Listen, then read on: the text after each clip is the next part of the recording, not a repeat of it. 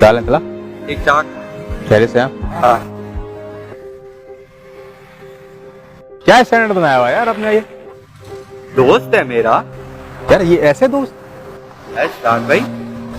ये कीड़े मकोड़े हैं, ये गरीब पैदा हुए थे गरीब मरेंगे। ये क्या स्टैंडर्ड है इन लोगों का यार? यार आपको स्टैंडर्ड देखना है ना? हाँ दिखाओ। हाँ चलें, मैं दिखाता हूँ आपको स्टैंडर्ड। मैं आपको दिखाता हूँ।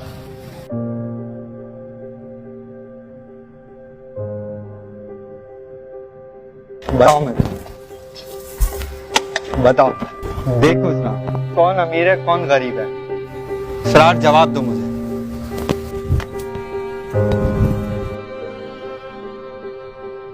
और जवाब मिल जाए तो मुझे बता देना।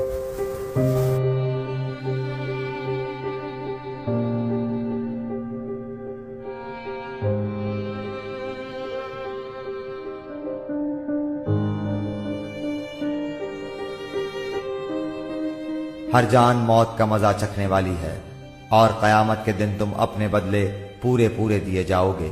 बस जो शख्स आग से हटा दिया जाए और जन्नत में दाखिल कर दिया जाए, बेशक वो कामयाब हो गया, और दुनिया की जिंदगी तो सिर्फ धोखे की जिन्स है।